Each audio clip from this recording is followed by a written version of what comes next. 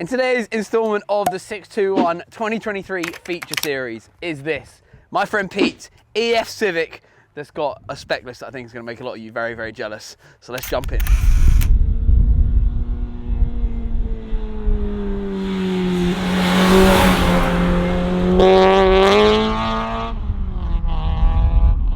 The 4th gen Honda Civic, which saw production from 1988 to 1991, was a car that shaped many car enthusiasts' dreams of building their very own Vtec machine. The economical family hatch was the first Civic to have a double wishbone suspension, along with the SIR, or where I'm from, VTI models available from the dealer, came with a B18C engine. This turned the economical family car into a high-revving hot hatch. With such a wide range of tuning available, excellent handling and being very affordable, it became a fan favourite for JDM car lovers. Easy to work on, lightweight, with reliability rarely seen even by today's standards, this really was a car that started many of us onto the path of Japanese car tuning. Even myself, when I was a kid, my mum had one. Let's jump into today's video and check out Pete's Civic.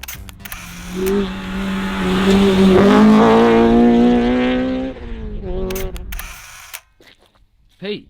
Hello. I don't know how this video is going to go because this is my friend Pete, like outside of the internet friend.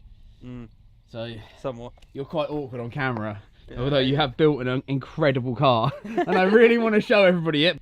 Let's talk. What did this start life as? It started as a EC9 1.4 carb manual, obviously full interior, and it was pewter grey at the time, but obviously it's not now. Yeah. So what have you resprayed it in? I'll just. So it's like a GTR metallic grey, like an R32. Do you want to tell people the reason why it's that? Well, yeah, it's because obviously I had a Nissan R32 GTR in that colour, and obviously I just wanted the same sort of colour.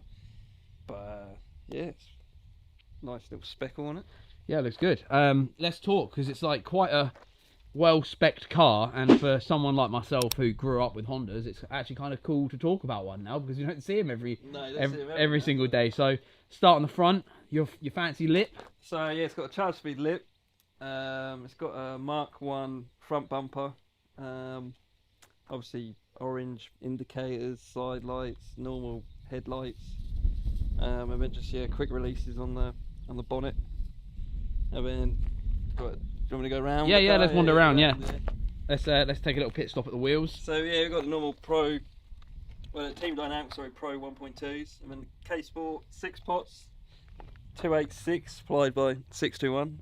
I told him to get as much 621 plugging in as possible. Yeah, so. Basically, just quickly, this car you'll see pretty much on our standard events and stuff. It's one of our, I mean, it's not mine, so I can't call it a demo car, but I did use some really good prices on things to get them on, and you know, you've always bought from me as well. So. Yeah, exactly. I bought most of it from you. So yeah, I mean, it's got Nankang AR1s in like, I don't know, it's like a square setup. I would probably upgrade them to like a 215 or a 225, but I don't know about clearance. It might be a bit too fat. And then got like EK side skirts, but they're turned upside down, turned on the other side, and then cut to length, so they're a bit shorter than normal EKs. And how did you figure out to do that? Is that something that people do with these? People can't really get any side skirts for them. I know you can get like the what's it called, Max Power Day sort of side skirts, but the normal I think it's the EF Civics, the EF9 and that come with ones, but they're quite small.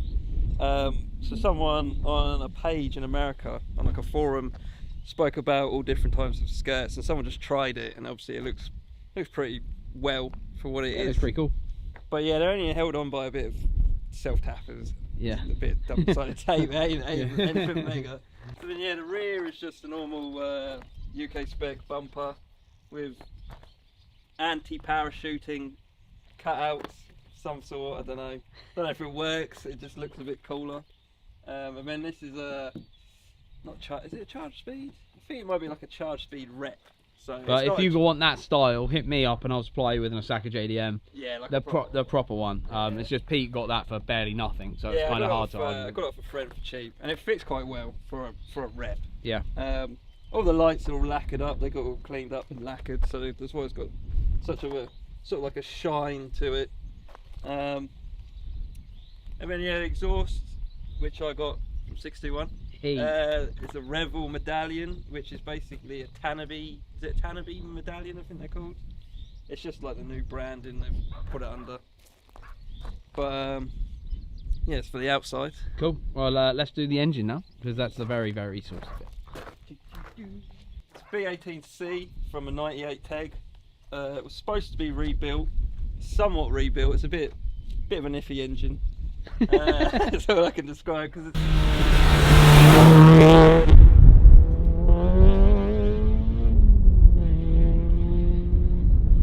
The clearances on the valves were a bit tight for what they were, so I had to change I had to do all the valve clearances again.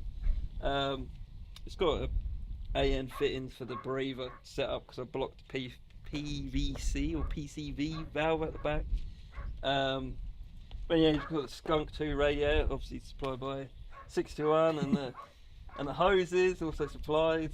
AEM rail, got like a K-tune fuel thing, but it's basically died now. Gizfab custom intake with a Pro-Ram filter. I thought it was Ram here, but it's Pro-Ram.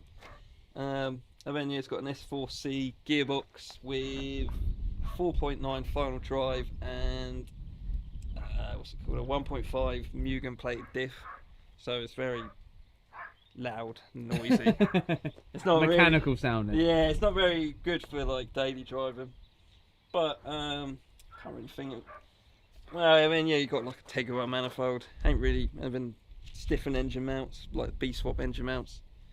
I mean, the Rye wire loom, which is quite fancy. It's a fancy sort of loom. You can change it, put it on any car. You just need to get a different adapter, which they will supply. Other than that, yeah, it's just a big old engine in a tiny bang. What sort of power does it make? So it made, I can't remember what it was at the wheels. It's about 210 at the fly, which is still quite fast. It's not nothing mega. The car can't weigh much either. Do you have an idea the car of what weighs that is? probably about probably about 800 kilos, maybe a bit less. I need to get it fully weighed. You think it weighs less than 800 kilos? It might do. I'm not quite sure. The cage might be the heavy aspect. Well, my Civic is 894 without me in it. Mm. So I don't know how much lighter this would be than an EG standard. But it might be 800.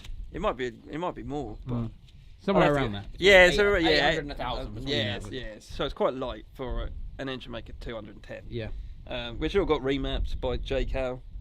That's about it. I mean, it's got a fancy spoon throttle body called the Ventry, which is some stupid design they made, which I got off Adam. Hey. 621. Let's have a look on the inside. So it's got DC2 clocks, which you sort of have to mod a bit. I had to do all the wiring. I couldn't really find any wiring diagrams on them, so I had to do all the wiring at the back. It's got a Nardi, I can't remember what it's called, like a Nardi deep corn or something, Yeah. 330. Yeah. Obviously supplied by 621. Yeah, got the Recaro pole position, also supplied for 621. And then got the safety devices. I think it's like a 14-point cage because it's got all these like little bits here which you have to weld on. It was supposed to be one welded here, but I haven't done it because you have to take the windscreen out. I couldn't be asked to do that. Got scroff harnesses. What's it called? I always forget what this is called. Is that a Battlecraft? Yeah, Battlecraft one. You can't really get them anymore apparently. And then you got the K-tuned Pro Shifter, which is pretty cool. I don't know if you'll be able to see it under this mess. It's an EFED clutch pedal because of how soft the firewall is. Using a normal sort of hydraulic clutch, you have to get a kit or convert the normal pedal box. So these people do a full kit which reinforces the firewall on the clutch pedal, which is pretty good. But really, well, there's nothing really inside. Well, what I also noticed is because we're quite similar, you actually run a separate branded seat, which is one I used to supply back in the day. Status Racing, so it's cool to see one of those again. See as well, you've got like a sunroof delete in here. Oh yeah, got a sunroof delete, which a friend of mine did a really great job of sealing it. It was a Fiberworks. It's a bit iffy, like fitting it because it's fibre. What's it called? Fiberglass. It didn't sort of make the lines weren't really that great, but my mate did like a really good job at sealing around, and I don't know, it did like a really good job. But the only thing is, when we cooked it in the oven, when we did the paint, Did it sink? It put a bit of a wobble into it. That's the only. That's why it sort of looks like it's got a weird like rust sort of thing, but it's just the fiberglass has got a bit of a wobble to it. Yeah, cool. Anyway, I'm gonna ask you now. Will you take me out in it? Guess so. Hey.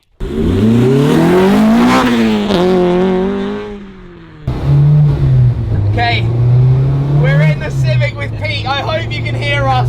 I've got so many cameras on to try and at least get one with good audio here, because you'll all see that I don't have my microphones because I forgot to charge them. So, Pete. I don't know if this makes it worse. I don't think it matters. Oh my god, it's so rattly in here. There's so many race cars. Okay, we'll try our best.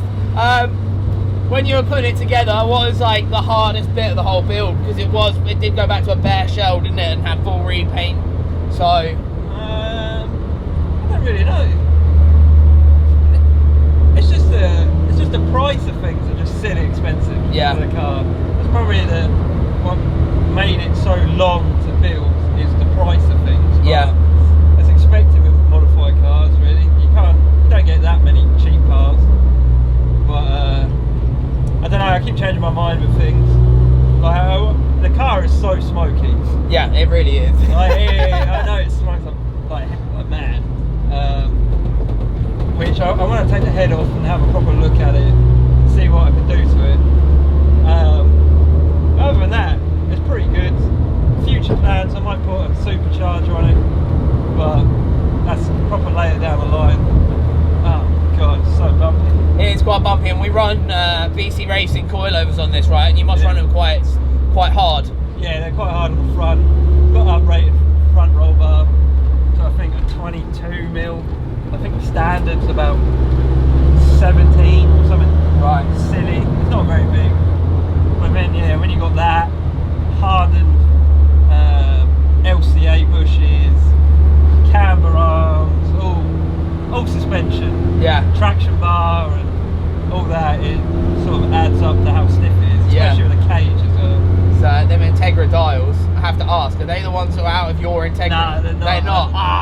Sold them. Did you? I thought that was going to be like a cool part of the story there.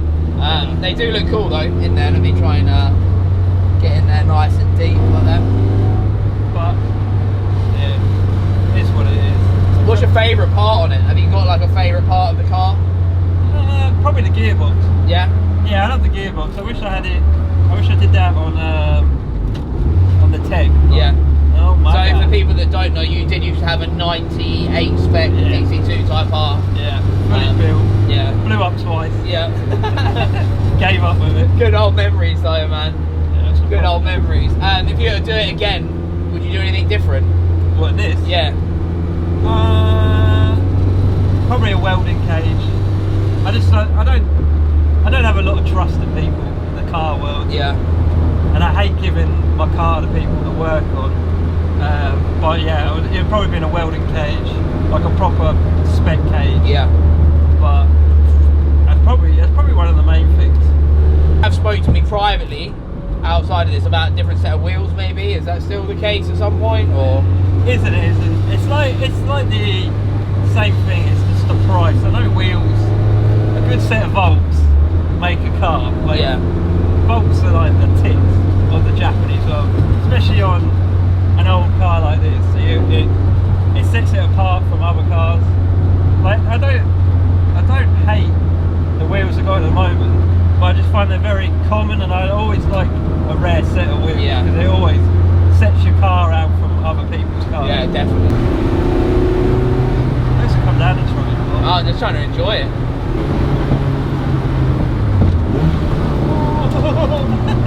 Have faith in the difference. Oh man.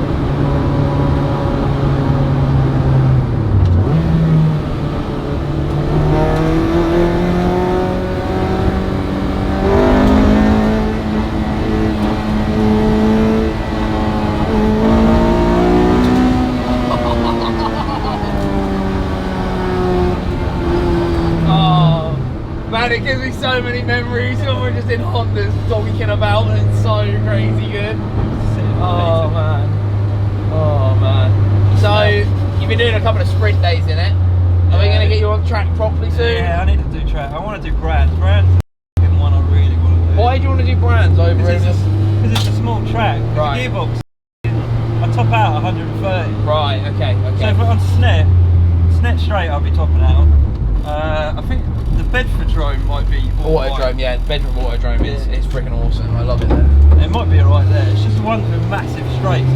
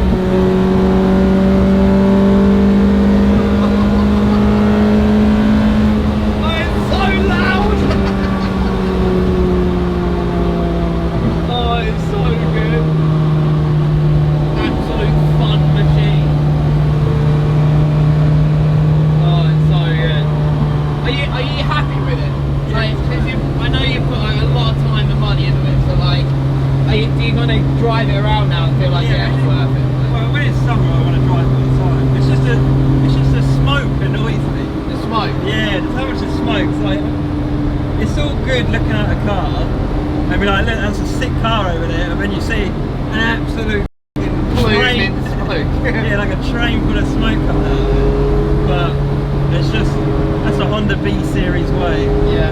They always smoke. I know, obviously when they're built, they're not, but it's just something I've got to look into. Yeah. And hopefully get someone to fix it. I have to just wait and see.